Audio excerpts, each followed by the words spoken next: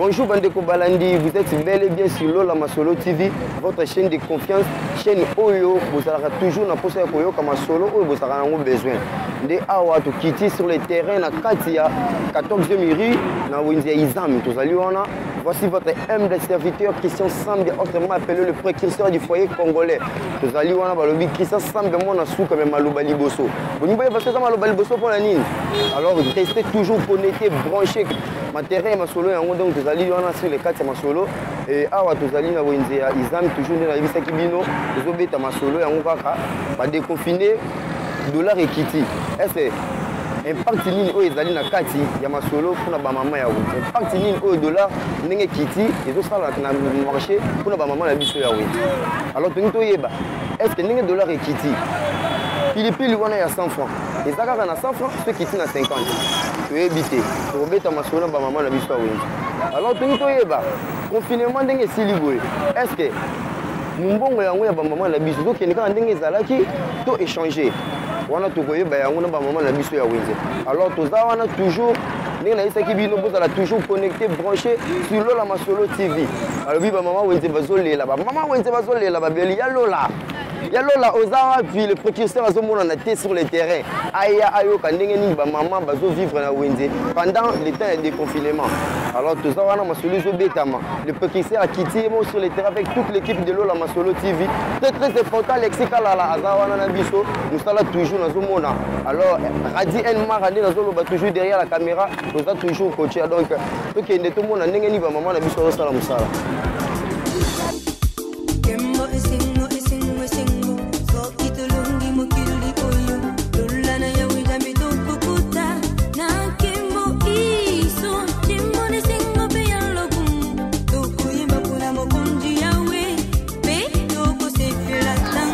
Bonjour maman. Bonjour papa. Maman comment nani?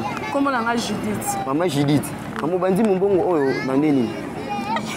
Na bandi mbongo kala donc qui est vraiment âge à 14 ans, il y a 34 ans.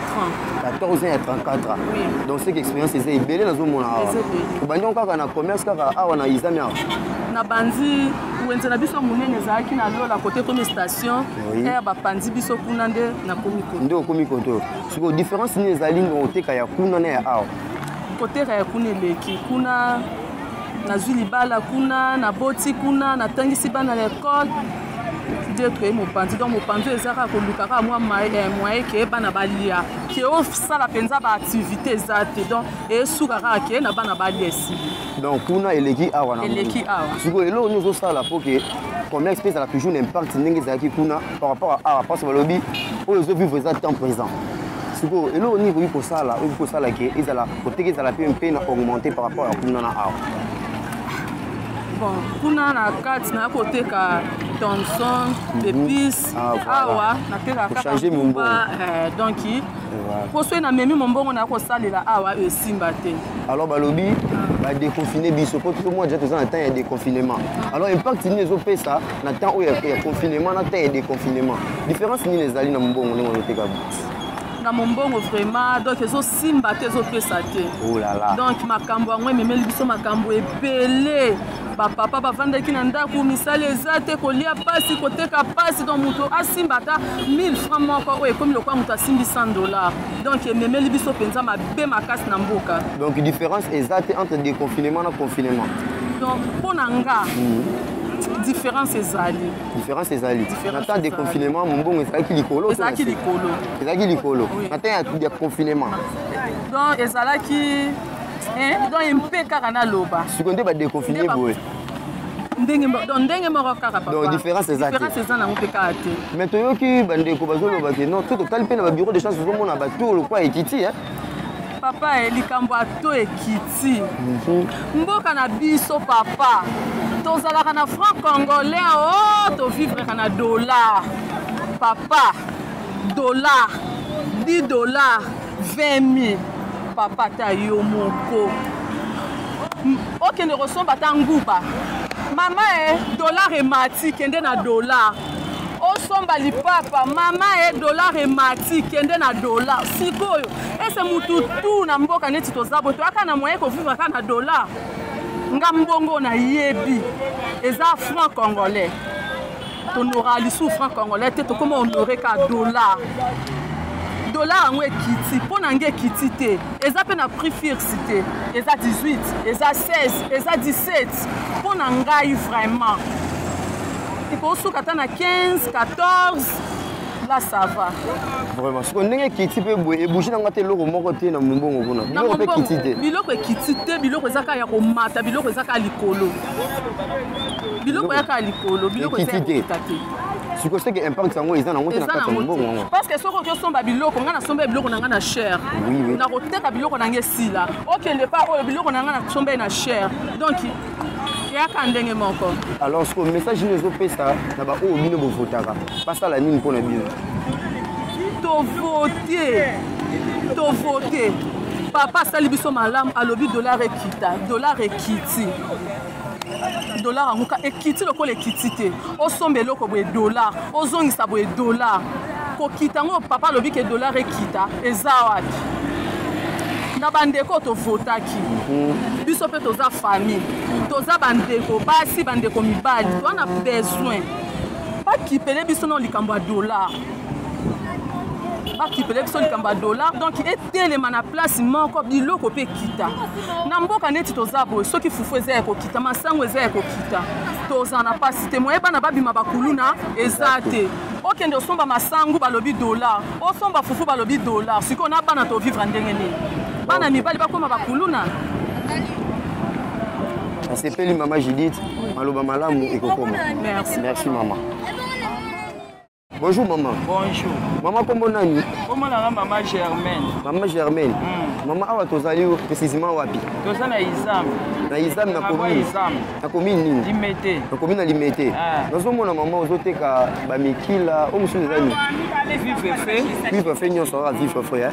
Mais non, mbongo oyo yango banda ngo commerce depuis kala. Ya banda ngo kala. Na nini ngo banda? Na tango mobutu nazoteka. Banda koteka.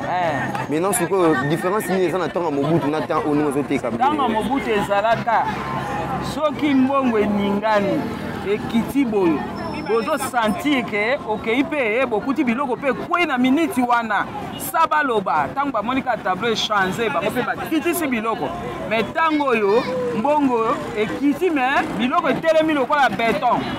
Etelemi lokola béton. Mais dollar liboso ezaki na combien avant confinement dollar ezaki na combien? 220 dollars au changer na 2000 20300. 10 dollars. 10 dollars. Na 20300. Maintenant actuellement na moni bato pe lokola échanger kuna batia ngo 18. Siko impact ni ezopesa na biloko on ndenge to ekiti bo. Etelemi ka bongo ba prix ezaka na 10 dollars na valeur ya 2300.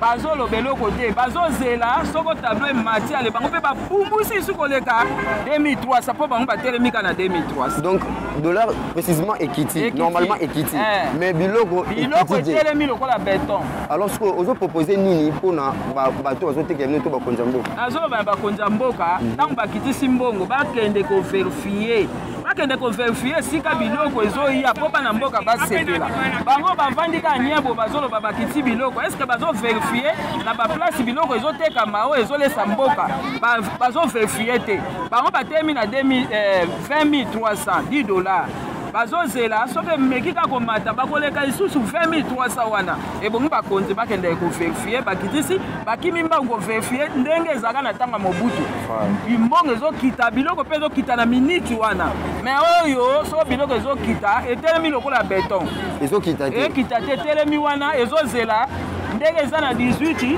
soki emeki komata esu bango baleki su 20300 wana bakei mbangu po elembo ya 18 tomoni esika biloko ezokita te. Donc dollar ekozala dollar eza prix ya to ya dollar ezosalaki biloko emata lisusu prix ya dollar wana lokola ekiti te etelemi kaka na 20300 eboki bakonzi bakende koverifie kotala mbongo ekiti bongo biloko ekiti te ndenge nini. Voilà, ok, merci maman, nasepeli mingi journée malamu.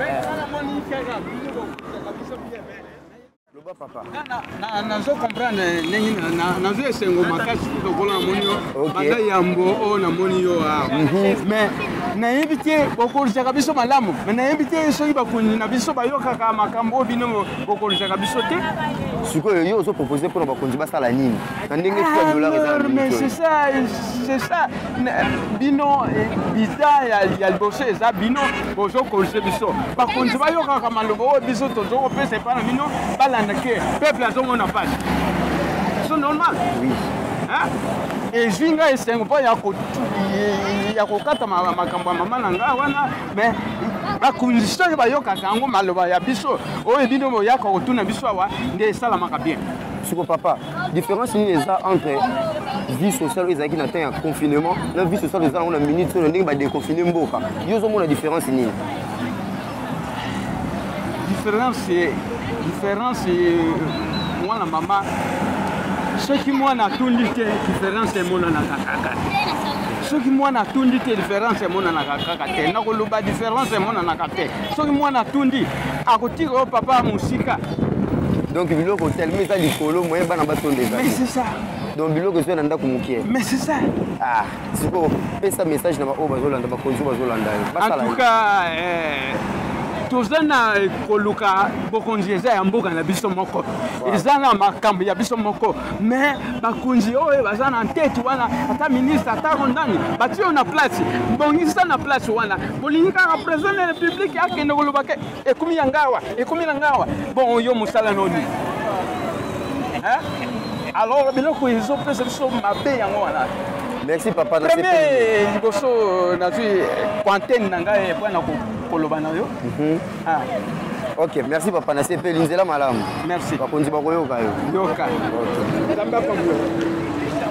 bonjour papa na ngai bonjour papa kombo nani kombo na nga Esperi Boston papa Esperi Boston nasepeli mingi koyamba o lisusu na kati ya Lola Masolo TV bisika oyo tobetaka basango na biso ya vie actuelle ndenge ezoleka namoni papa ozoteka nini naoteka sachet nasala souvent marché ya Milan osalaka souvent marché ya Milan donc oteka na banzela maintenant cope na eza basachet maintenant sikoyo tomoni badeconfine bato tokomona bato tu baza déconfiné outi na état confinement siko toyebi te na ndenge ozoteka na ndenge bato bavandaki na ndako na temps ya confinement na ndenge déconfinement esalami boye différence nini ya cope oyo ozomona ndenge ezobandaki kolekela bon confinement kovanda na ndako eza mabe biso topréféraka tobimi ndenge ezala ntongo etandi moyo ezotambola motu mpe azotambola so moyo ekoti tokoti mais mpona na confinement mpo chaque soir 18h motu tu akoti na ndako akangi ndako mais na moi batikela biso ntango koluka mais makambo mpe tali kashine eza permis te motu atambola na kashine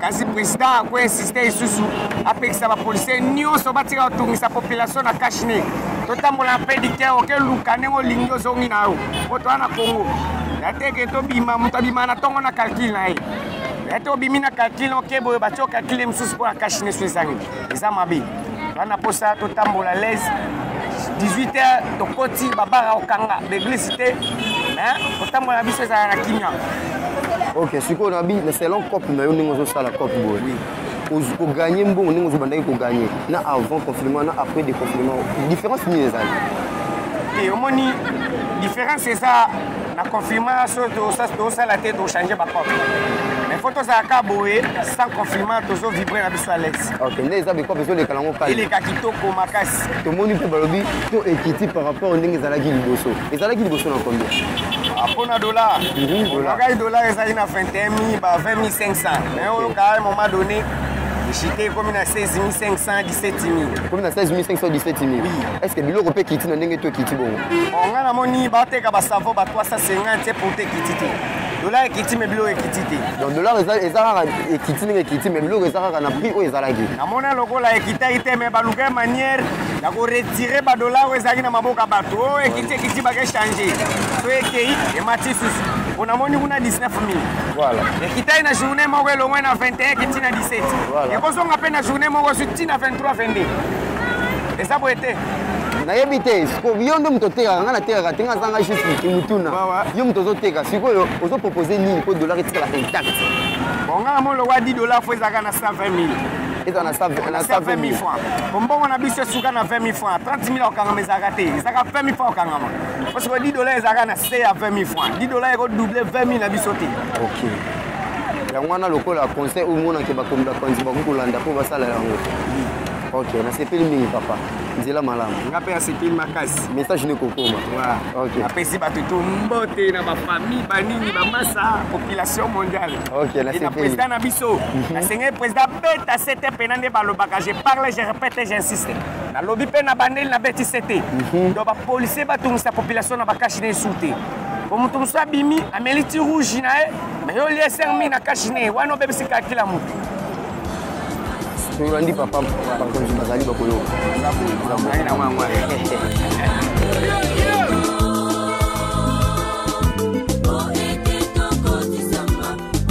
bonjour yaya kombo nani telema moke pardon mpo bandeko bamona merdi azosala mosala malamu merdi boni sante awa namoni yo na nzela ya izami weye ya poids lourd awa namoni nayebi te mosala nini ozosala tosala Paris Kandala awa mama mo makasi tosala Paris Kandala awa po totravaille awa ezala moko 100 francs moko 100 francs moko 100 francs misatu 200 misatu boye misatu boye 200 francs donc moko boye 100 francs soki obwaki bosalaka ndeni yo explike biso na soki osali ndeni soki obwaki ya kobwaka awa na singa oyo donc singa oyo balekaka yango te donc singa oyo ifo ezalaka awa soki okobeta yango ndenge nini ifo obwaki se ekoti ata na eloko moko kuna voilà olie bapesi yo so ekoti na biscuit ya 100 francs ekoti na biscuit ya 100 francs bapesi yango mbwaka na mosusu bwaka na totala noni misuka mpe nakolia mo biscuit awa namoni ok donc sekoti meta na kwanga nani nana bapesi yango ke nango soki moko olingi yo moko oteka oteki bapesi yo mbongo bango ozongisi bango biloko sikoyo soki esali ke obwaki mais eloko moko te ekoti ozwi pe te operde 100 francs nange ke perde seke namoni awa makambo eza makambo awa obligatoire mete tekoti na J500 okotekela bango bapesi 500 mete kwei na biscuit na 1000 francs oya monene wana 1000 francs ebongo soki ekwei na J ya monene wana mpe wana 700 francs J 700 francs siko J yango sardine sekwei na sardine wana bapesi 1500 sardine de 1500 maintenant sikoyo soki obwaki ndeti na biscuit c'est combien biscuit ya mutiana wana 100 francs wana yo bapesi oka kandala ka mboko so bino 100 francs na ngai c'est bino 100 francs wana eza yango possible siko jean babengaka ngoni je yango babengaka ngoni ezalaka kombo te nde ezalaka bale foot basket Paris Kandala donc ozoparie na Kandala ok donc obwaka nde yango na koparie mobimba voilà aïe arrêtez voilà namoni ndeko azobeta Paris Kandala oh là là raté voilà ok nasepeli ok nasepeli ndeko namoni mosala malamu sikoyo bavantage nini ezalaka na mosala oyo eza mpona todépense mbongo ife tobénéfice neti kosomba bajiana osomba meta plus de 4 lina ji bapake babiscuit plus de 6 odépense mbongo na journée mpe ekoti ya mwa bomo ya 60 na journée donc soki bato babeti na bango te sikoyo so bato babeti te yana wa c'est normal donc bino ata confinement bondo obeta mpe ka jeo ntango tozalaki na confinement bato bazobima te tande beti yango te bondo obeta te ok nde yango nde bali bafongola babiloko nyonso bino mpe bofongoli seke na ntango confinement mpe ezalaki mobulu namoni omeno nde banda kosala nini sikoyo na ntango confinement wana tando selotando bakala bandako ok nasepeli beaucoup je malamu nzambe ya pambola bonjour ndeko bonjour kombo nani boye Comme on a Lubenge Bozi. Un volume, papa. Lubenge Bozi. Lubenge Bozi. Ah, on est colonie. On a ça. Mutabandundu. Ah voilà, na sepeli mingi vraiment. Ndeke Lubenge na moni, ozoteka nini awa? Nateka moi bilamba oyo. Bilamba eh. Et bongo boyemo be ko za la combien? 1000 francs. Boyemo ko 1000 francs. Mi balé 2000. Sinon ka ko pe na 1500 rozwa. Ah 1500 rien. Yo moko eloko ni zo sala ki bloquer matamakasi bende ko Lubenge. Bon, eloko zo sala boye. Parce que to zala ni na place ya maladie. Ah malade. Malade coronavirus. Parce que partir maladie yango na biloko zo mata. Mais to sengi merci parce que dollar ekiti po biloko nyonso po kita po biso pe to zo moi bénéfice. Ah OK. Ndenge parce que dollar yango pe ndenge kiti biloko pe précisément ekiti. Biloko il faut normalement biloko ekiti. Wana il faut ekita. Yo déjà uti ko sombo moni ekiti. Bon parce que nga na somi biloko mais to soma yeka na to ya dollar l'état ezalaki ya ko mata. Ah voilà. Yango na biso to bano soma biloko. C'est que biloko bozo teka ngo na ndenge bosombelelaki yango na to wana. Bon, biso to teka parce que na ndenge to somoli kuna ezalaki na to ya de 500 francs. Voilà. Bon, détail que tozo buna kaka yango wana biso pe to teka kana 1000. Et bon so somo konza bo biloko kita ba epe ba binde ko Lubenge yo pe kitisa biloko na minute oyo. Obligatoire na kokitisa. O kitisa yango.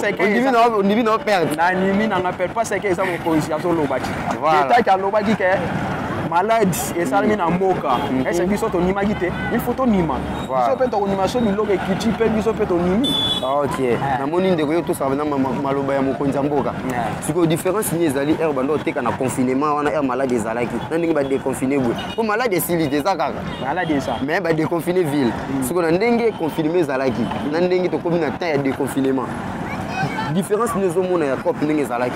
Et bando tambola rapide, te bando tambola malembe. Bon différence ndenge ezalaki na malade. Malade différent ezalaki très ya kokufa. Parce que au côté ka boye client ko yate. Au côté ka boye client ko yate, yango na moi différence bilamba na ndako ezoto na pama mbongo ezomona na te. Mais siko ndenge ba kitsi dollar bongo. Ndenge pe ba déconfiner bo. Moi bien to kozwa moi ba mike na biso. Donc début ba déconfiner depuis le 20 juillet j'espère.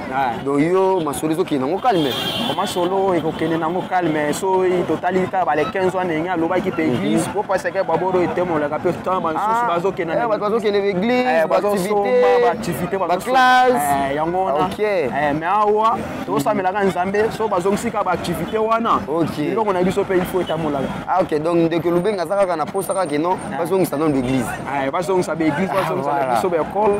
OK bon eloko nini izo proposer pour na mboka oyo bandeko baza bazolanda eloko na ndenge cop na ndenge cop ndenge tambolaka ndenge ozokina mbongo na yo eloko nini ozolinga ke basalela ko mbongo ne koma de plus en plus bien. Bon eloko tozolinga biso parce que tala toteka na mabele. OK il faut batonga ba wenza alors batongela biso badra ba wenza parce que to che bilama moi likolo parce que boye epesa sous gel ba oui pe batongela bino pe wenza ngo ba tie yo kuna futa taxe à l'état et comme lo mobulu te na ko futa c'est ba bi 5000 par mois yo alo ko futa na ko futa taxe. OK parce que ba transport ezo leka bazana gouvernement bazana ministre na bango ba futa ka pe taxe. OK et ça biso pe to teka boye so l'état et que le pesa moi 200 to ko pesa parce que eza loi eza o mabele à l'état eza ya biso pata. C'est bon, na sepeli ndeko.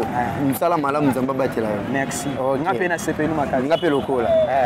Merci. Merci beaucoup Bandeko Balandi Nyonso, Bozala qui est toujours branché, connecté sur Lola Masolo TV, votre chaîne de confiance avec votre humble serviteur Christian Sambia, le précurseur du foyer congolais. Mon Asouka, même Aloba Liboso, parce que vous allez toujours connecté et branché et abonnez-vous massivement pour pourquoi Maloba Liboso. Parce que suite à Marambo, vous évitez, 4 non plus vous évitez. C'est toujours Maloba Liboso. Mais ça qui bino vous allez toujours branché, connecté. Donc tout ça on a Masolo qui n'est qu'à n'engue te bisa qui bino le système en Goudia, ça la médecine c'est Mazobin Daramakila. Donc tout ça wana donc abonnez-vous massivement votre chaîne Yanwan et Zaliwana Lola Masolo TV, c'est trop facile pour s'abonner. Donc tout ça on a toujours branché derrière la caméra, tout ça qui n'a radis d'isoler les Elmar garçon Choco. Tout ça avec très important Alexis Kalala. Ouais, ils sont ensemble dans le professeur du foyer congolais. So bon, la toujours manquable. Donc Christelle Longo, Lingela, gros bisous à toi. Maman Lola, Masolo Yayo. Mboko donc toza wana donc masolo ezobetama comme il faut système ngungi kaka toujours système ngungi asala médecine te mabendaka makila biso mpe tozobenda kaka basango tozalaki na temps ya confinement tokomi sikoyo na temps ya déconfinement dollar ekiti boyoki bamama nde balobi impact nini ezalaki na kati ya wenze donc masolo yango wana ezali kaka tokutani na prochaine émission bye bye check